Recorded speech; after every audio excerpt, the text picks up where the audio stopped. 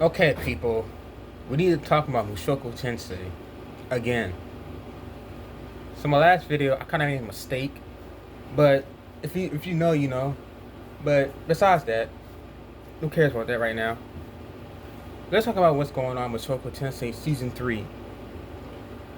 So far, Eris trains at the Holy Land of Swords, and she gets way better at the sword, style, the sword god style. And we go back to Rudius and his family, and we get a few slice of life episodes. Yeah, Lucy is growing up. Rudy's relationship with Roxy and Sophie is developing and growing. But yeah, so what's been going on in season 3 right now. Yeah, Rudius beats up with Sarah again, or Sarah, and they reconcile, and so far that's it. So the new episode this Sunday is phase 4. I don't know what's going to be about. I think because I'm actually reading the web novel right now, so I think they're gonna go to a specific place in the sky, if you know what I mean. But um, let's just talk about it for a little bit. So a lot of people are hating on Mushoku Tensei, which is weird because if you're going to hate on earlier seasons when Rudius was younger and actually doing stuff to Eris, but there was no hate back then. Now they're hating. So my opinion, I don't know if it's true or not, but I'm pretty sure there's some truth to it. My opinion is that people are hate on Rudius because he has multiple wives. And I guarantee you, those people are in the West. They're Western weird audiences. So the thing is, in the West, it's normal to have a monogamous relationship. It's normal to have that. But in the East, in countries like Africa, Tibet, it's normal to have more than one wife or more than one husband. So I guess it's not, people in the West are not used to people having multiple wives. But this is confusing to me because there are other animes that people love where there's multiple women in a man's life, like High School DxD, what's that called? Tales of Wedding Rings, Tensei Mucho, Trinity 7. I don't get it. And people love these animes. But when it comes to Mushoku Tensei, they hate them. They're kind of like, and is it a whole Rudius being perverted thing? Okay, come on now. It's not like you've never seen a perverted old. Well, I said old man.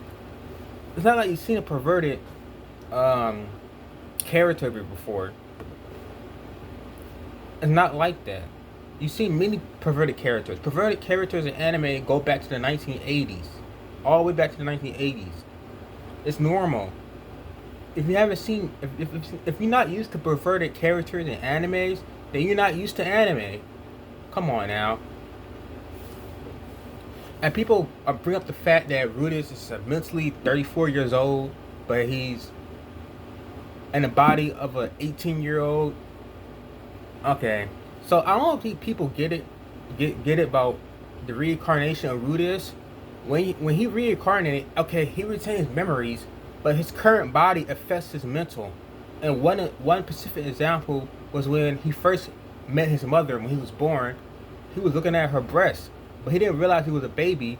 And then, but later on, but like seconds later, he realized that he's not attracted to his mother because that's his mother. Meaning that his current body is affecting his mental. So yeah, he has his memories from when he was 34 years old in Japan, but he's still the Rudius of this incarnation. And a lot of people don't understand reincarnation. When you reincarnate, you're not the person you were before, even if you retain your memories. And even in our world, reincarnation, there are cases where people regain their memories from their previous lives. Or people people remember their previous lives at like 5 years old. So it's not that weird. It's a reincarnated case. But a lot of people is going to disagree with me on that. You can argue in the comment section if you want to, but I'm just explaining to you how that works. And another thing is, a lot of people are bringing up Rudius's, I don't want to say it 'cause I don't want to get in trouble, SH of Eris in season 1. Rudius was only 9 years old. He was only 9 and 11 years old. That doesn't count. And Eris was only like 13. Y'all acting like he was like Darius. So that's another thing. There's other people in Mushoku Tensei that's way worse than Rudius.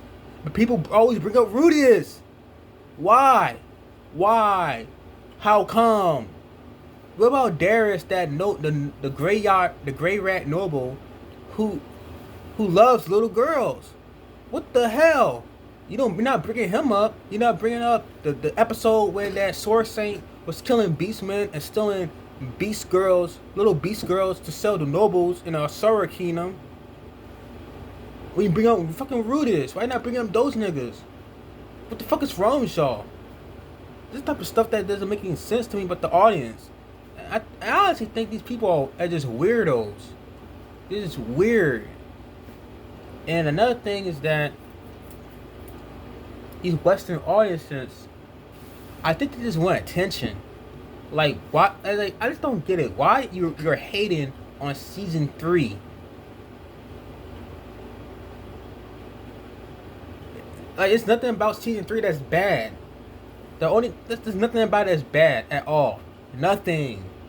And another thing is, recently in a recent episode, Sylphie says to Rudius, "I wonder what type of wife you bring home next." And a lot of people were pissed off about that, saying, "Oh my God, Sylphie has no self-respect, da da da da da," and all that other stuff. But you have to remember, we live in Mushoku Tensei world. It's not abnormal to have multiple wives or multiple spouses. And Sylphie was around Rudius's dad, Paul, who had 2 wives. And she was around the Princess Ariel and Luke, who had multiple spouses. So that's normal. It's normal for her for people to have multiple wives. She actually expects Rudius to have more than one wife. At least 3 of them. Probably even more. She probably expects Rudius to have more. And she knows that Rudius is a pervert and he can't contain himself. So, how come y'all so surprised about that? Like, do you realize what show you watching? Are we watching the same show? That's all I have to say. I'm just ranting. But I don't want to talk about it anymore.